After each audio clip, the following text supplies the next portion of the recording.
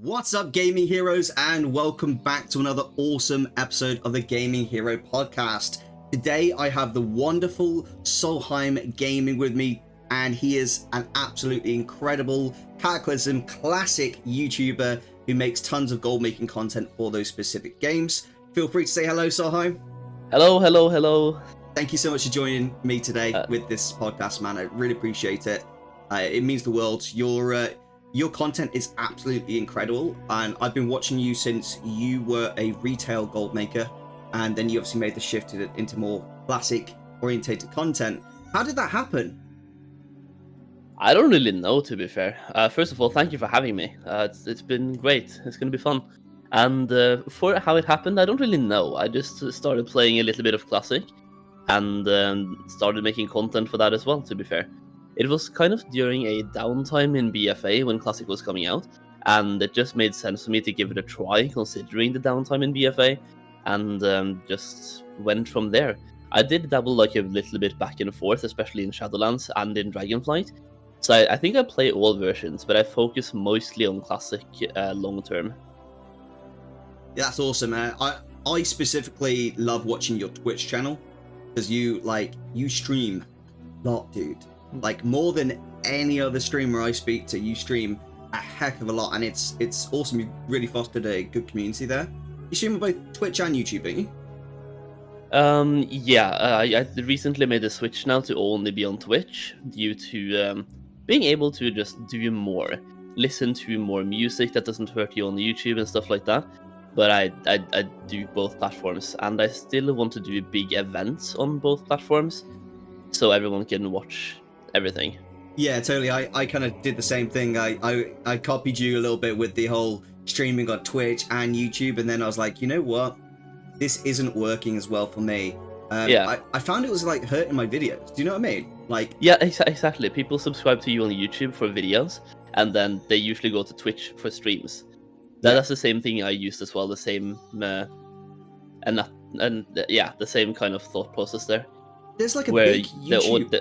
Sorry? Yeah, the audience should know what to expect, and on YouTube they kind of expect videos. Exactly. There's like a big YouTuber called Devin Nash, and he like gives really like solid streaming advice, and he was one of the people who was like, stream on every platform possible. Dude, it diluted my content so bad when I did that. Yeah. I've been watching a ton of Devin Nash videos. He's really smart, and he knows what he's talking about. But for multi-streaming, when you are a content creator on YouTube, you mostly have followers that expect videos instead of streams. So it just makes it so that when they see a notification and you're live, they're less likely to click because they were expecting something else. And yeah, it's just a downward spiral. Exactly. I had to say, I absolutely love your thumbnails, dude. Your thumbnails are so sick for your YouTube videos. They are so awesome. They always capture my attention over everyone else. So they're so easy though. But it's awesome. Yeah, thank you. What program do you use for it? I use Paint. Paint? Yeah. No way. I thought you were using Canva like me. Yeah, no. No I am way. old school. You're a Paint user. Yeah. Dude, you should do tutorials on what you can do with Paint. Everyone is using like Canva or Photoshop. I'm here using Paint. That's actually hilarious. No way. Although I bet it makes it simpler to make things sometimes. It does. And you can use like plugins like I'm using to give yourself more options, basically. Ah, I see. So you've hacked Paint to make it special. Yeah, basically, because I'm using it as the base program, but everything is plugins. It's kind of like add-ons for WoW. So you're quite heavy into Cataclysm, aren't you? Specifically. Yeah. That you play other versions as well, but you're heavy into Cataclysm. Very much so. Yeah, I've been no-lifing it the last since launch, to be fair. Well, I feel like every World of Warcraft no-lifes. Like, every World of Warcraft player no-lives World of Warcraft in some way, shape, or form, you know? Yeah. Especially on a launch. Yeah, exactly. Especially on launch. Like, I don't have a partner, I don't have responsibilities or anything like that on launch. It's just World of Warcraft, basically. Yeah. Same, same. And you specifically focus a lot on gold making, don't you? So if you do you mind just telling us a little bit about what your content is and what you do and stuff like that? Sure thing.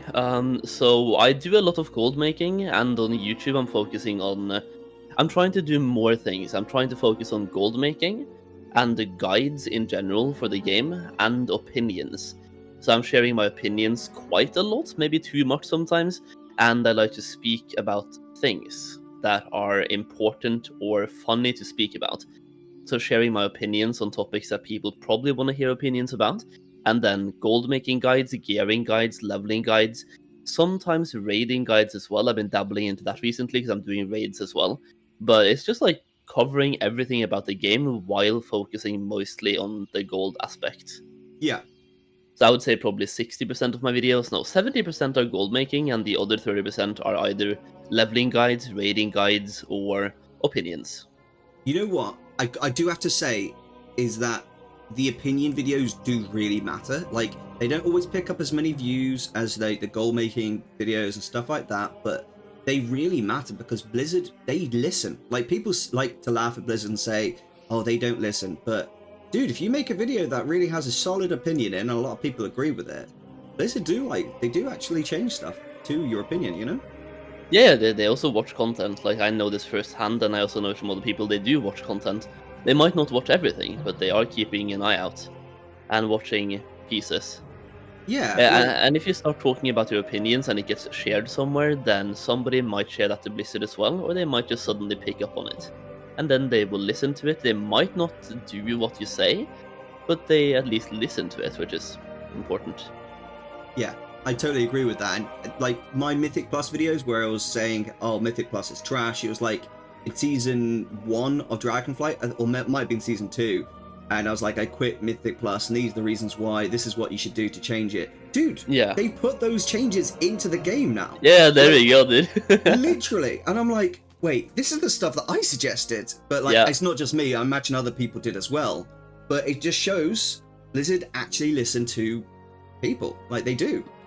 Yeah. And I also feel like when I make opinion videos, I always say that I could be completely wrong. Because I don't know. I'm just sharing my opinions. And I'm always asking other people to do the same in the comments. So if Blizzard somehow sees a video of mine that is opinion-based, they get more than just my point of view. Because my point of view could be the complete wrong one. Unless majority of the comments also agrees with it. So I'm always trying to get like input on what my opinions are, kind of. Yeah.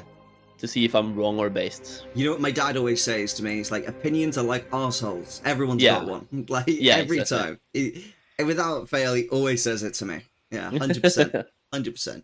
I think it's great that you do share those opinions, because that kind of community interaction does really encourage Blizzard to actually look at, like, not just your video, but the comment section as well, to see if people are agreeing, if that's what they want. And I think because Cataclysm and classic games are a bit, let's say, more unpolished, a little bit. There's more changes needed. Do you know what I mean? Yeah, a little bit. yeah. But although there is something to be said about how something can be unpolished but actually better as well. Does that make sense? Like, not with all the fancy schmancy changes required. For sure. Does Cataclysm have looking for group in it and stuff like that? Yeah. Okay.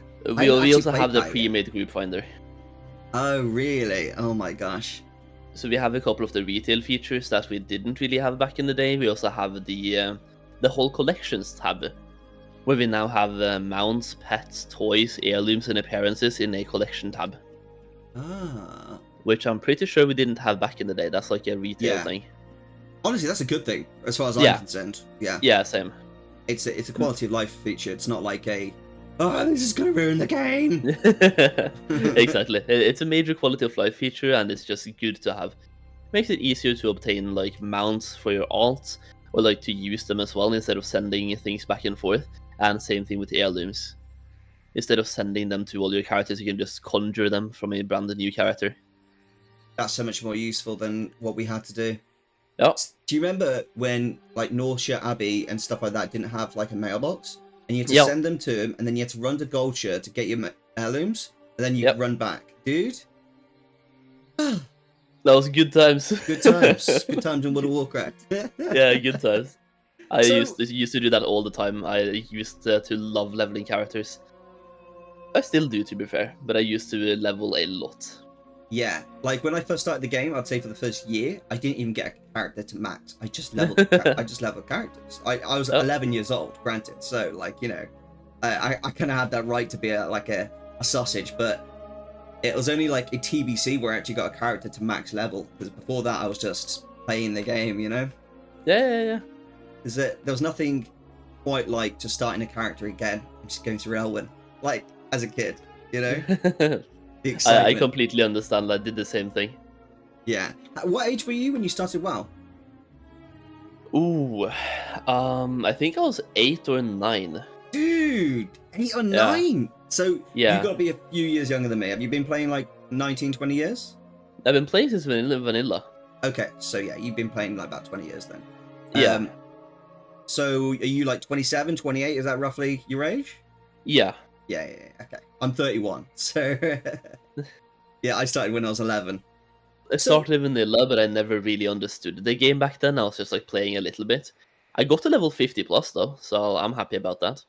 Yeah, dude, I remember when people at school were like, in year 7, they were like, oh, hey, do you play World of Warcraft? I was like, yeah. They were like, what level are you? I was like, 46. And it was like TBC, and they were like, whoa, that's so high. And I was, and my 2 older brothers and my dad also play. So they were already like max and raiding and stuff. And I was like, you have no idea. You have no idea. You have no idea. Yeah, exactly. So I was going to ask you what got you started into gold making on Classic specifically, but you actually started just in gold making in general on retail, and then it kind of shifted towards Classic as your passion for Classic started. So what actually encouraged you to get started in gold making on a whole? What encouraged that? This is kind of funny to me specifically, because we've come full circle now, but it was back in Cataclysm, like back in OG Cataclysm. I saw the Vial of the Sands mount, or the Sandstone Drake as it's called, right? And I really wanted to have that. I just saw a dude on the mount flying around, and I asked him how he got the mount, and he explained it very well, how to get the mount, and that it was expensive. Me and my friend instantly started farming gold to get that mount, and we farmed together 2 people with skinning back in OG Cataclysm. After school, every single day for like a few weeks. And then we had a rock, paper, scissors for who got the mount. And I won the rock, paper, scissors, bought the mount, and that's how I started farming gold. Because I was just like, okay, I obviously need gold. This was fun. I'm gonna keep doing it. And now we kind of come full circle, because now we're in Cataclysm Classic, where the whole thing kind of started for me, basically. No way. That's so cool. So you literally farmed wheat, did rock, paper, scissors on who got the mount first. Did you help your friend get it as well? No, I flew with him on my back because it's a 2-seater mount. So we had the agreement of whoever won would then fly the other dude around. I gotta say, dude, you finessed your friend. Like, you were a goblin from day one. You were like, hey, hey, how about you farm gold, then give me the gold, and I'll buy the mount, but I'll fly you around. Yeah. It was so much fun. Like, we farmed together, skinned together, and then a rock, paper, scissors to like decide everything. Goblin Solheim. Damn, dude. So, can you share what your current most effective gold making strategy in Cataclysm Classic is? Oh, it's boring playing the auction house. Okay, like flipping. Yeah. Because obviously you haven't got the connected auction house. Are you doing material flipping mostly? I'm flipping everything. BOEs, materials, flasks, consumables, pretty much everything. The best flips right now for me are kind of Dark Moon decks. They are really expensive, they're in pretty good demand. You can easily reset the price of something from 30k to 50k, and then suddenly you make 20k profit. Or just like 2.5 WoW tokens in profit. Damn, dude, that's awesome. They sell pretty fast as well. But it's like, that's a boring read, that's a boring answer. Because you need to have a lot of gold to start doing that, right? You need to have several hundreds of thousands to flip effectively. Yeah, definitely. Without a shadow of doubt. Would you say BOEs move faster in Cataclysm than they do in retail? No. Retail moves faster because they have a connected auction house now, right? Or is that's not for BOEs, is it? It's That's not for only BOEs, everything it's else. only for Yeah, materials. yeah, BOEs move faster if you're on the right realm Mhm. on launches, because everyone that is, like, not everyone, but a lot of the guilds that are hardcore, they want those BOEs. And even people that aren't hardcore, they tend to want BOEs as well. So when a raid opens, those BOEs, they move super fast. And you can flip a lot of gold very easily. Yeah, one thing I remember about Classic is it's harder to get into raiding. So BOEs are a lot more useful because it gets you to raiding that much quicker. So I was thinking in my head, oh, logically, they might sell a little bit quicker because they need to, it's harder to get into raids than it is in retail, you know? Yeah. We have it pretty easy now in retail. We're like, oh, just get to this high level and then jump in. Yeah, true, You true. know? Yeah.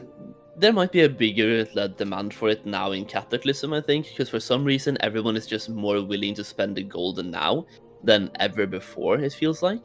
Yeah. And the Darkmoon cards are really good as well, so that's a pretty good flip, just because of how good they are. You know what? That's a Just, good point because you don't get to keep. Well, maybe you do get to keep your gold going into another expansion, but like yeah. maybe it encourages people to spend it a little bit more because they know it's like a temporary expansion. Does that make sense? Yeah, and like inflation goes up as well, so if they want gold, they can easily farm way more next expansion Yeah. and get the gold back fast. Yeah, totally. Like I for example, I'm saving up all my gold right now in retail for War Within. But Hmm. if I knew my character was like going to be moved across to a new server, it's a new, totally fresh expansion and everything like that, I just spend it all. I just Yep. spend it, make more next expansion type thing. Yeah. So, what do you think the most, like the biggest difference between classic and retail gold making is? Ooh, I, I don't really know, man. AoE looting and hyperspawn farming. AOE loot. Oh yeah. We don't have that in Classic, so we can't just pull 10,000 mobs and then loot everyone in one loot. We have to loot all of them individually. Oh my And gosh, that's we crazy. we also don't have the group loot, the personal loot thing in Classic. Like farming gold in retail, you make groups of 2 x 4, and then you just farm together, and everyone has their individual loot. We don't have that yet over here. No way. So how do you do group farms then? You don't really. You don't. There's a Every man couple for of group himself. farms out. Yeah, there's a couple of group farms out there, but in that case, you pretty much make a group, and you only use the group to trigger hyper spawns, and then you have personal loot. There's a couple of farms in Cataclysm that I've found, for example, where you can trigger a hyper spawn by having 5 people in 5 different locations. So you make the group only to be coordinated while farming. No And then way. you have free for all loot, so you still farm like solo, but in a group kind of. Wow. Yeah. That, in the nicest way possible. I know you're a classic gamer. That sucks. Like, Yeah, that yeah, sucks, dude. yeah. I wanna have the group farms. Group farms are way more social and way more fun, I think, for farming Yeah. than Can just even being imagine solo. gold farming like that. The only real group farms we have are like trash BOE farms inside raids. Ah. They're pretty good though, but that's the only group farm we have really. So, what advice would you give to someone like fresh to gold making in classic if they were like saying, "Oh, I'm sick of retail now. I want to try classic out, but I want to make loads of gold in classic." Where would you say get started?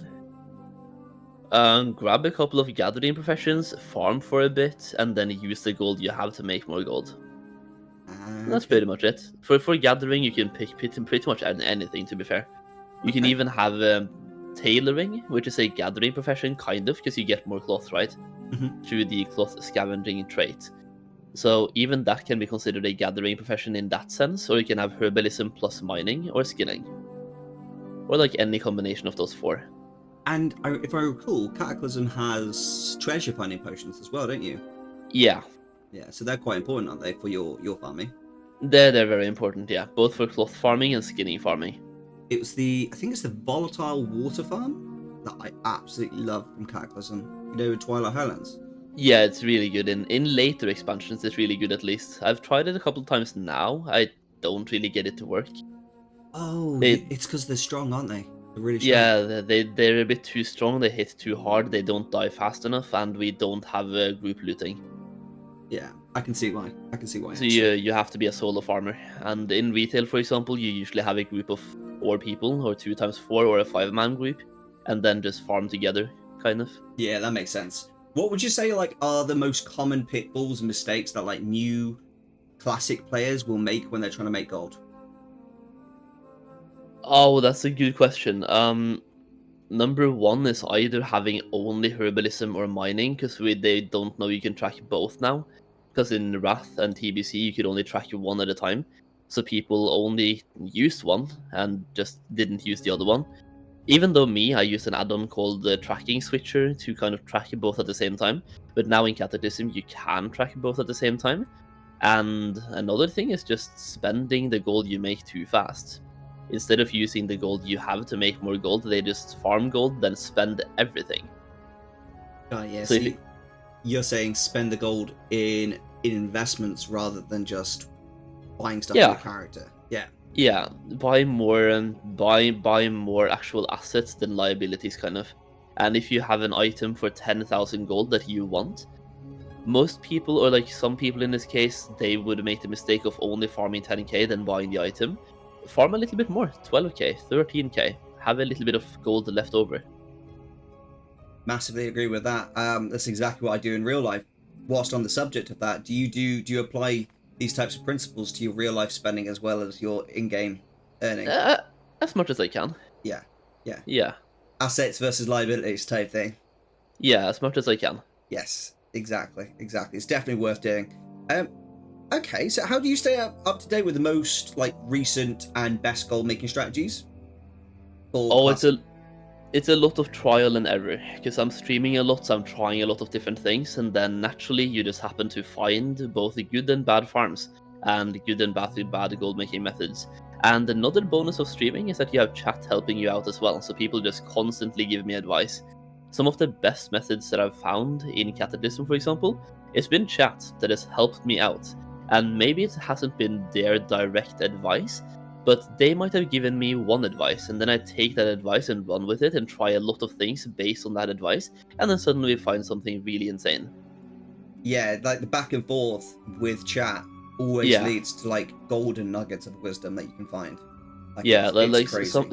somebody showed me a prospecting flip, like a jewel crafting flip, Yeah. and I took that put in disenchanting as well on top, and just made it double the gold from prospecting then disenchanting, No way.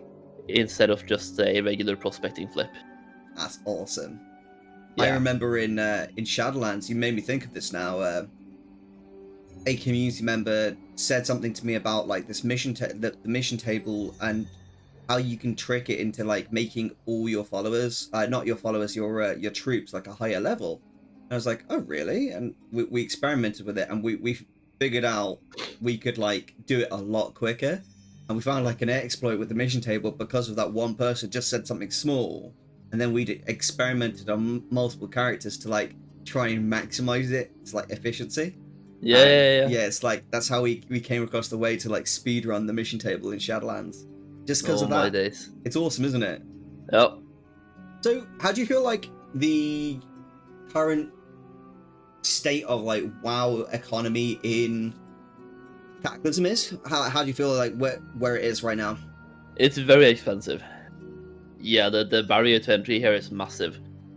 Like, some of the BOEs on the auction house are 60,000 gold, Ooh, and people are buying them. And to reference this, the WoW token here is like, what, 8 or 9k? If I go into the shop right now, WoW token is 9,000. So BOEs are 60, which holy. that's like 120 bucks for a BOE then. What's that in retail gold? Like 60,000 gold in retail gold. That's got to be like. I have no idea. That's got to be so much. Hold on. If a WoW if a token here is token is 9k. 300k and it's 6 tokens, Yeah. is that right? So that's 1.8 million. Yeah. Holy heck. And that's only for like a regular raid BOE. There's some BOEs on the auction house right now up to 200k. There's a really good trinket, for example, that is like 200k right now. That's insane. That's literally like 6-7 mil right there, just Yeah. for a BOE. Yeah, and it's not even a heroic BOE; it's a normal BOE. That's insane. So what? Like, let's just say you were sat down with a developer right now. What changes would you say you want Blizzard to implement to improve the economy of classic Cataclysm? Ah, nothing, man. I'm having fun. You're doing well. I'm doing well. People Opens are his willing to spend mailbox. the gold. That's Ooh, perfect. 60,000 gold for that BOE. Yeah, like last night I sold a transmog item for 42k. Oh, Yeah, transmog item, dude. dude, are you serious? You got 3 tokens from that? Yep, Oh, that was pretty good. That that's was a good mailbox. mailbox. A juicy mailbox, my dude. So, how did you like originally? Because I remember when you were doing just content on YouTube, you weren't really streaming very much back in the day. Yeah. How did you get started on Twitch, and what made you decide to focus on classic content for Twitch? What made me start Twitch? That is a good question. I don't really know. I think it was more like the ability to interact more with my audience. Well, yeah, no, it was. It was the ability to interact more with the audience and to have a more personal relationship, kind of, with the audience. Not like personal, but getting to know each other more and talking more than just leaving a comment on a video and me responding. Having a direct back and forth conversation and sharing opinions. And then also having the ability to play the game with other people. Like, I think I started my WoW streaming on Twitch during retail, and it was really helpful to find people to play with, farm with, do dungeons with, and just have a community of people to play the game actively in the same way. Yeah, I massively. You know what? You've made me think of something now. This is the 3rd podcast I've done. And having spoken to multiple World of Warcraft YouTubers, something I'm starting to realize is that we all just love creating communities of people, like in our own little social sphere, to talk to about what we enjoy doing most. So, what would you say you enjoy most about interacting with that community? That's a good question. What do I enjoy most about interacting with the community? I just love everything. I love hearing about their opinions. I love sharing my own. I love being proven wrong every now and then. And I love connecting with people and listening to their stories. Their stories, like just sharing stories on stream, has been so much fun to me. Hearing what they're doing in the on a daily basis whenever we're having like a catch up or a coffee side chat, or talking about our day, talking about our WoW experience, how much gold we're making, and doing raids, their raiding experience, just everything, really, stories from other people. To me, that's really fun. It's the best, isn't it? It really is. Yeah. You know, like every now and again when I just get talking to a viewer about something that's nothing to do with World of Warcraft, just something random about what's going on in their life, and then seeing the journey over the years of that person's life, it's awesome, you know? There's this one viewer who he was training to do like coding, and he, like 6 months later, he passed his coding, he got a job, and then a year later he was like, I'm applying for this job overseas, like in the UK, and it's at a really big company. It's like one of the biggest companies in the world. I'm really nervous, and like we're talking for ages about this. He couldn't say what company it was for ages, and then 6 months later he's like, I've been accepted for the job and I'm moving to Dublin to work for Google. And I was just like, whoa, that is awesome. You know, it was just like, it's an exciting moment that you were just like, damn. And now he's been there for years, and it's just like, it's nice to watch your viewers and their journey through just, you're only connected through World of Warcraft. That's pretty much it, right? Yeah. But you stay in touch because of that. Exactly. I do have to say, I obviously got banned in World of Warcraft before, and there was only 2 people that reached out to me. It was yourself and Arch Valdor. You both are real G's in my opinion, and nothing but love and appreciation for you on that. Even though like it wasn't like, it sounds really bad, but like, even though you didn't do anything in particular that made me like get super unbanned or anything like that, what you did is just reaching out and trying to help me as best you could meant the absolute world to me. That did. Never forget that. I really appreciate that. I just wanted to say thank you directly for that, dude. No worries, man. You didn't even do it publicly. Do you know what I mean? You did it in a behind closed doors. You're like just reaching out in a really nice way, and I appreciate that, man.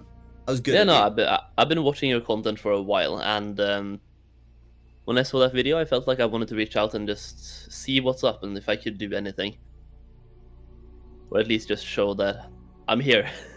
Yeah, the moral for support whatever that help is, just I'm here. Yeah.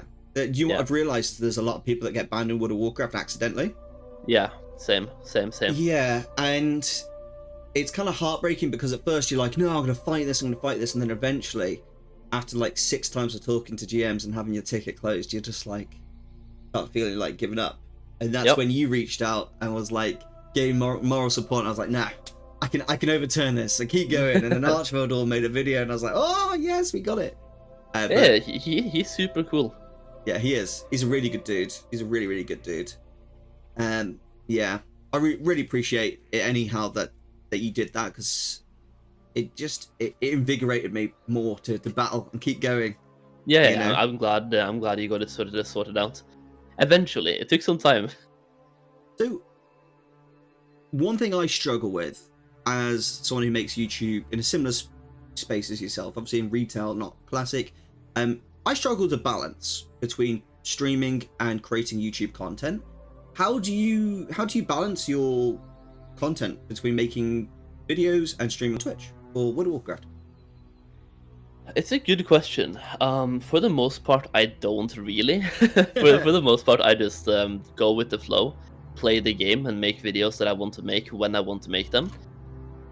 I do try my best to have a plan for the stream, and then try to have a video in mind while I'm streaming. So for the most part, that includes me trying out a gold farm or two, or a gold making method or two, and then making a video about the results of me trying that on stream. But when I don't have that, I just go with the flow and we see what happens. And if I get something, I get something. If I don't, well, I just skip the upload. Okay. Because I'm trying to do daily uploads, and so far we have been doing pretty much daily uploads, and when we don't, we do make 2 uploads the next day. But yeah. Do 2 uploads in one day? Yeah. Oh, the amount of work involved there. Unreal. It's been a lot, but when I'm playing Classic, there's just been so many new things constantly. Like Season of Discovery, there were so many new things. And I just wanted to make like 10 videos a day. But I couldn't just blast the viewers like that with 10 videos in one day, but I really wanted to. Just had so many thoughts and so many ideas that I wanted to bring to life. Kind of awesome how that works. And then Cataclysm now as well. Like, I've been here before, I've played this before, have a bunch of ideas. For Cata though, there's less ideas, but they're good ideas, kind of. There's like gold farms, gold making methods, a bunch of stuff to do. But yeah. There's a little bit less. I totally agree with that, 100%. So, one thing I noticed about you watching your videos, obviously I've been watching your videos for years now, is you're very charismatic, very energetic with kind of the way you come across. With your kind of like Twitch presence and YouTube presence, everything like that. So, how do you kind of like make efforts to keep your content, both YouTube and streaming, engaging for your audience to keep them watching for longer and stuff like that? Oh, that's a good question. I don't really pay that much attention to metrics, kind of. I probably should pay more attention to it, like how long people are watching, or like when they stop watching and stuff like that. But for the most part, I make a video, and if people watch it, then great. If they like it, even better. If they don't, they can tell me why. Then I just, whenever I get feedback, like criticism, or like constructive criticism, I take it to me and I try to make changes based on it. The only thing is, when it comes to making YouTube videos, you have to really know how to differentiate between constructive criticism and people being just weird. Yeah, Because YouTube comments can be weird. dude, some of the comments I get, ugh, you know, just very rarely. It's like 1 in 20 comments are weird, but Yeah. yeah, they still It's, appear. There's like there's two ways to make a feedback about a video when you want an improvement. Number one is this is shit, stop uploading.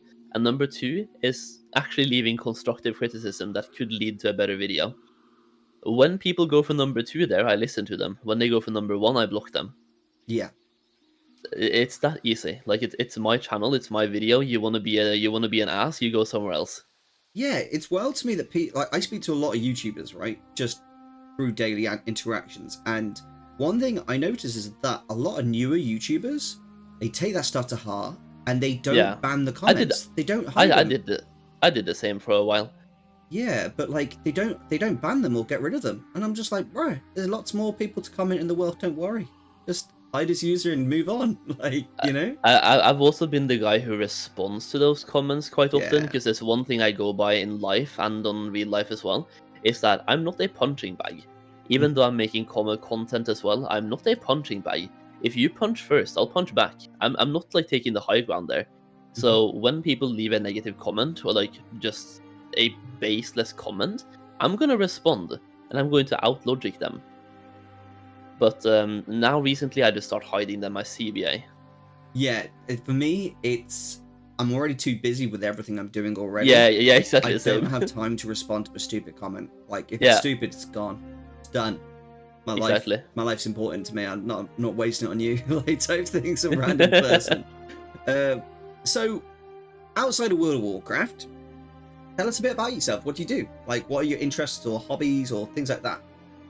My interests and hobbies are going to the gym. Basically, I go to the gym, I play WoW, I eat food. Love it. That's pretty much it, yeah. We have a very similar lifestyle than my friend. What do you like? Do you at the gym? Are you more so just bodybuilding? Are you going for strength training? What are you trying to do? I've been doing several years of strength. The last year, I've been focusing less on strength and getting stronger by doing so that's really interesting. But I've been swapping over from doing 5 to 6 days a week to doing 3. So 3 full body splits. Nice. And during those full body splits, like previously I used to have 10 to 12 sets of bench press per week because I'm focusing on bench press. I also had several heavy deadlifts per week, right? Yeah. Now I have barely any deadlifts. I have them every now and then, but I also have only 1 to 2 sets of bench press per week. And somehow I'm getting stronger by doing those sets of bench press instead of doing like 12. I find with the strongest, right, it just comes down to how much you eat. Like, if you eat more, then you know your strength increases. If you decrease the amount you eat, like, yeah, your strength does decrease a bit, to be honest. Not much. And quality over quantity. Because when I'm doing my 2 sets of bench press, they're really high quality. Like, I'm able to push so hard on them as well. And then I'm doing more building, because especially on bench press, the amount of muscle you have is... In bench press, I think the muscle you have is going to be the most important. It's the most important movement where muscles are important. Because in squats and deadlift, sure, muscle mass is important. But in bench press, the muscle mass you have on your chest directly impacts the length you have to move the bar. Agree. Yeah. Agree. Like, I do the pretty much the exact same split as yourself. I used to do a lot of deadlift. I stopped when I hit 4 plates aside on deadlift. I was just like, yeah that's enough for me. Now on bench, I do flat bench a little bit, but more so I'm on incline bench mostly. That's like my main split is like incline bench. I'd same split as you, 3 days a week, split on my presses. But what would you say you lift roughly on your chest press at the moment?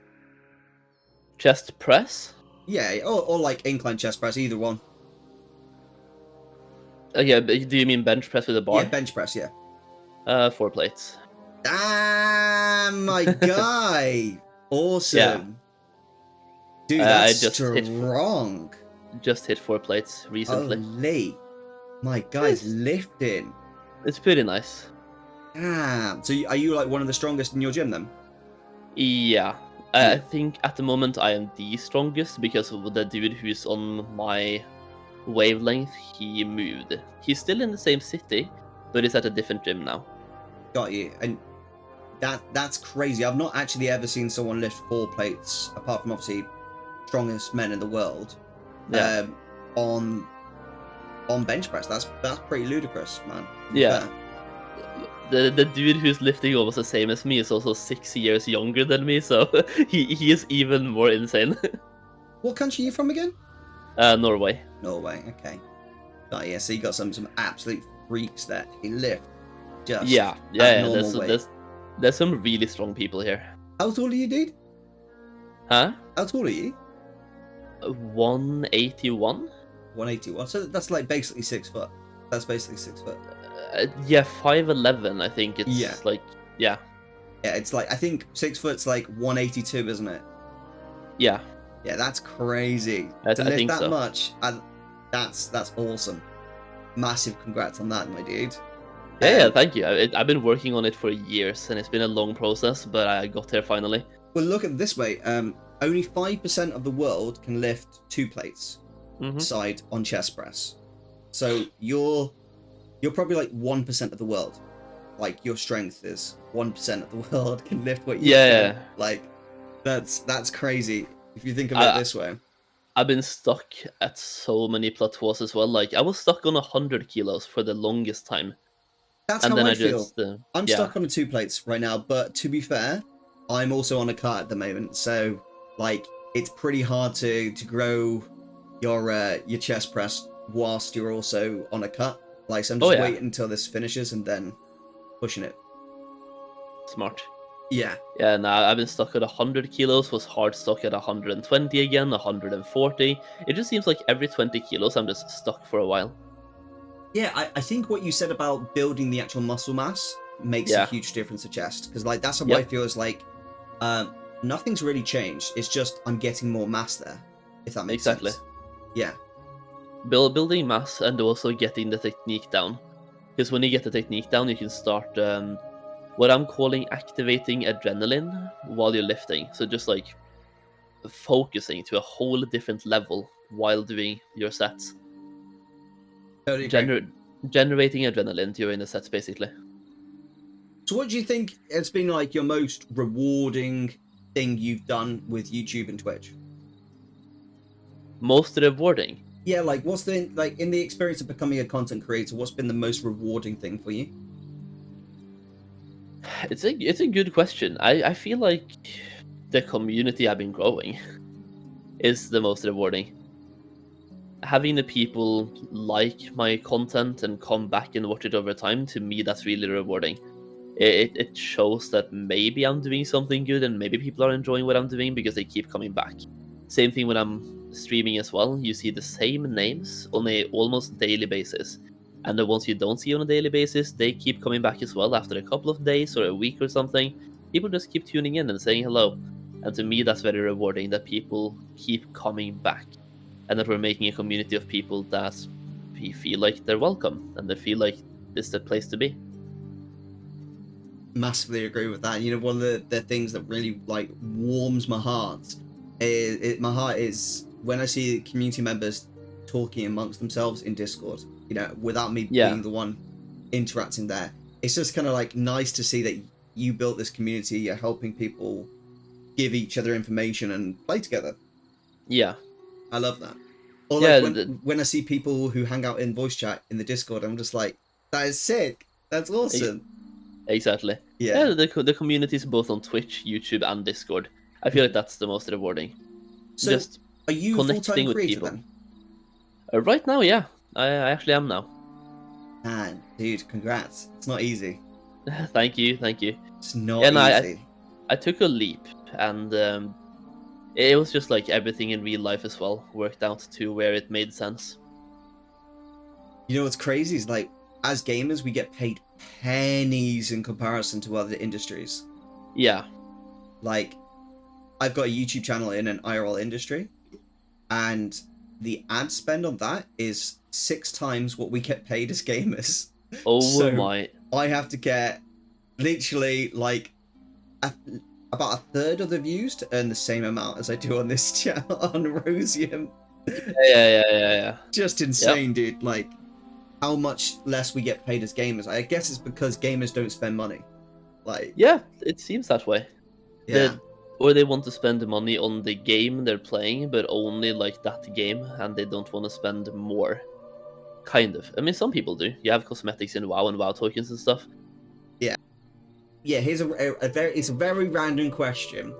If Okay. you were doing a Jumanji, right, and you were getting thrown into the World of Warcraft, what character would you be thrown into? Like, what race, what class, what professions would you happily spend the rest of your life in a game as?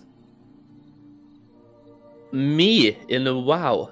Yeah, if you get thrown into World of Warcraft, Jumanji style, what Ooh. class, character, professions are you gonna be for the rest of your life? You know, Ooh.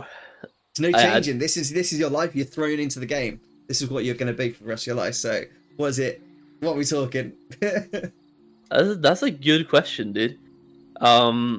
It's random, I know. No, it's gonna be a mage for the class. Ooh, I like it. Yeah. I'm gonna be old school and say human mage. Human mage. Yeah, human mage. That sounds sick. Okay, why? Human, just because I need to be able to like connect with my characters. So most of my characters are humans, just because that makes me more able to connect with them. I don't know, on an emotional level when I'm playing, and I feel like if I'm in the game, I should be the same. Got And it. mage, I mean, you have teleports. I can teleport around the world. And I'm also afraid of heights, but if I'm playing a mage, I have slow fall, so that's never a problem anymore. And So- we also have invisibility as a mage. Conjure food. I can have free food for the rest of my life. I'll take that. Yeah. And other than that, yeah, this a cool class, dude. Dude, that is so sick. I love that. So And you're for gonna be a full plate mage. Yeah. Human. What professions we rolling with? That's the question, man. I feel we need to have alchemy. The only question is, will I be able to use the auction house so I can buy herbs? Yeah. Or okay, then I don't want to have herbalism. So alchemy to make potions, because they make you strong and good. Then you Yeah. have different types of potions. They're pretty nice. And what else? What else do you want to have? Alchemy and tailoring. We'll go tailoring. Alchemy Yeah. tailoring. Okay, Yeah. I like it. I like it. And are you gonna be cool Solheim? Yeah. Yeah. Down And straight. from tailoring, we make the mount with like the flying carpet. So I'm a mage on a flying carpet. And here's a follow-up question.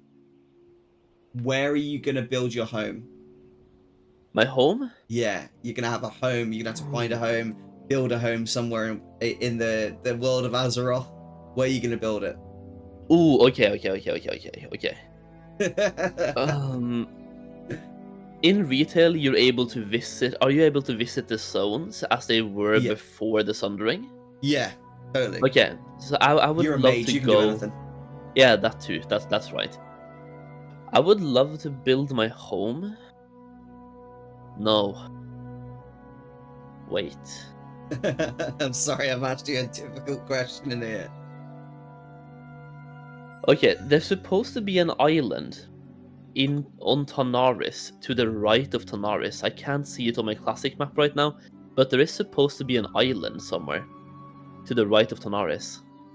And if I could build a home on an island like that, I would. I think it's either Tanaris or maybe the Barrens. You have the Frey Island. Oh yeah. Yeah, it's like a warrior quest there as well, I think. So you can do a quest. It's either that or Tanaris. I just want to be in like a really warm place. That's sick. You know, it's so funny you say that. Like, I would choose Tanaris as well. Yeah, like a sandy beach type of place. Yeah. And Tanaris is exactly that. For me, there's like a patch of free space next to Caverns of Time, just to the right of Caverns of Time. Yeah. Like a nice free space beach there. There's nothing there at all. Like dead space. Dude, my home would be right there. On the Exactly. beach. Exactly. Yeah. Right next to the pirates as well. Like you're close to the pirates. Exactly. You Exactly. can be friends with the pirates. I'm going. Yeah. If I want to have a piss up with the pirate, there you go. I think I would probably. What would I actually be? I'd probably be like I'd probably be a druid, a night elf druid. A druid, okay? Why? I like the speed. I like wildlife and becoming like one with it. I love that. Fair. So that's probably what I do. Like, and obviously, if I'm living on a beach, like, let's go in the water. Let's go into travel form in the water. Let's go. Yeah, true. I can get my dinner from there. Like, I've got everything I need. And flight form. Exactly.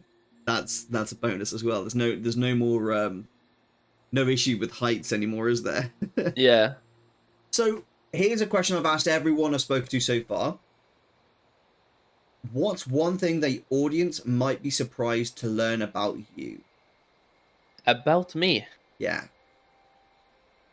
One thing they might be surprised to learn about you that you've never really shared with them in the past. I was gonna say the gym numbers, but to be fair, I've been talking about this a little bit on stream, so most people that watch my stream tends to know.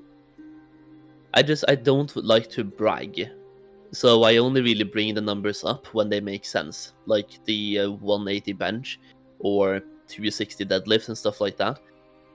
So maybe the numbers I pull at the gym would be the most surprising based on looking at me and like not looking super muscular, I guess. But also, if we're talking about WoW things, I used to be in a top 200 raiding guild at some point. Damn.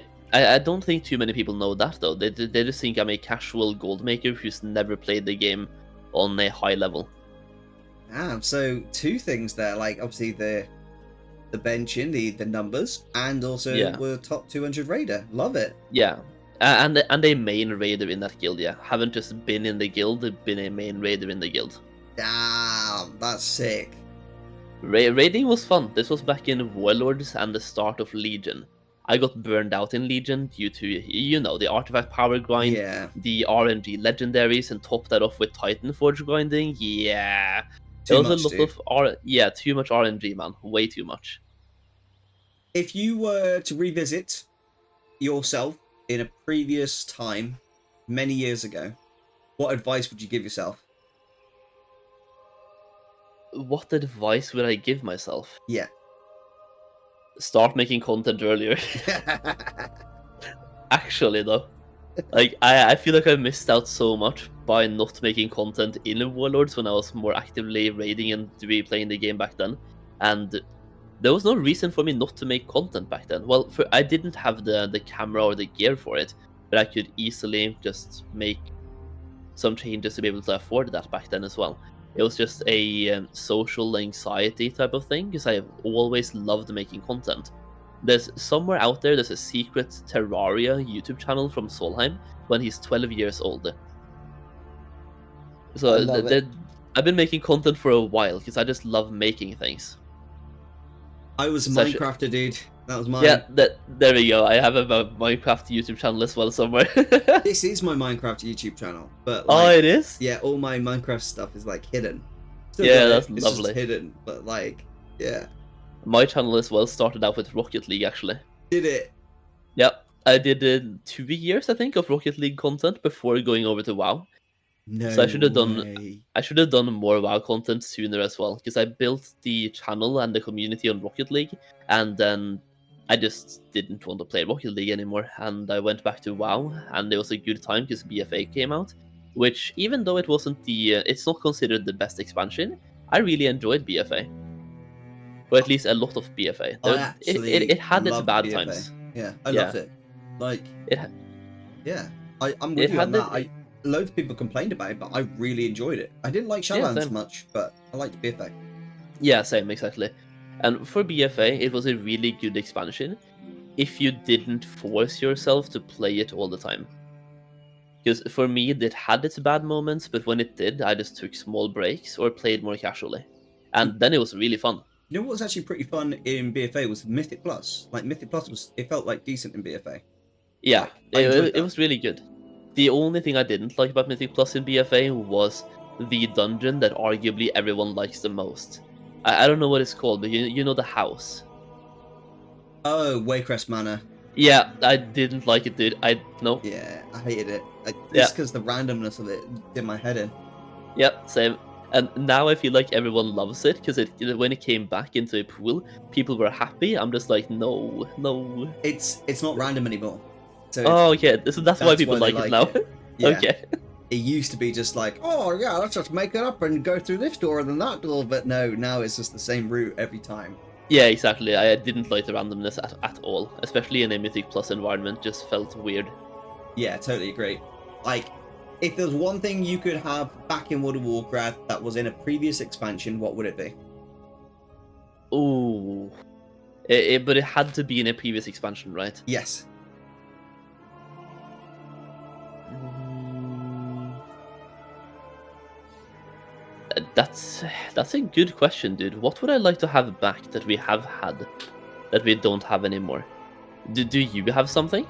Oh yeah, totally. Torghast. Like, I would 100% like. I would make it so it's not a grind. It's not a chore. I just Okay. like make it more up to date. Add like thousands more transmogs and pets and mounts in there, and Yeah. just be like, go ham, have fun. And I'd make it like up to like the current strength level. Yeah. Or like an alternate version of Torghast, which isn't just Torghast, but like the whole floor things with random powers and stuff like that. I loved that. That was so much fun. But Yeah. it wasn't good how they made it a chore to like get player power. That was It was really bad, the whole chore thing. yeah, I also didn't mind Torghast. It was fine until it became a chore. Because the second something becomes a chore, it's automatically bad. Like yeah, you stop doing it because you want to. You do it now because you have to. yeah. That's where it got bad. Yeah. I still played it for hours and hours once I did all the chore stuff. I still played Yeah. it for hours and hours because you could do some hilarious stuff like become a super strong DPS as a healer. Like, you could kill people with mind control. Like that was that Yeah. was fun. Like you could raise an army of the dead as a death knight and have like 50 skeletons just killing everything for you. It was awesome. Like get the four horsemen as a death knight. That was awesome. Or Yeah. or you could kill people as a warrior by just turning thorns on and just standing there and letting them kill themselves by attacking you. It was like there was some hilarious like powers matchups you could do. But yeah, it was that short. What would you say like there is anything you in particular would like back? Like island expeditions or anything like that? Like what would There's- you anything in particular? There's two answers to this for me, and one of them could be it highly dependent on if Blizzard makes any changes to it. But I did not mind the garrisons from Warlords. I thought they were a really good idea, but just put in maybe too bad. They could have done way more with them to where they would have been fun, and made them more interactive to where you could have your guild over, or like to be able to be more social inside them. Because I like the idea of player housing. Garrisons is the closest we've ever had to it. It's not the same, so it pisses me off when people think that garrisons are player housing. It's not, but they could have made it so much better, and being able to make stuff in the garrisons could have been really cool. But I also would love to see challenge modes make a return. Yeah, I hate it when they do that as well. They say like that garrison is player housing. It's literally anything but that. It's like Yeah. you are a commander of a citadel that you are putting people to work to generate resources to defeat the horde. Like Yeah, exactly. that's what the garrison is. It's like it's not at all player housing. And like I know people are like, oh yeah, Blizzard's shut up player housing. It's not. Not at all. It's really not, and I like the garrisons. I just didn't like how not social it was. So Yeah. maybe having more elements to promote social aspects inside the garrisons would have been great. Because people like the thing is, people are always AFK somewhere.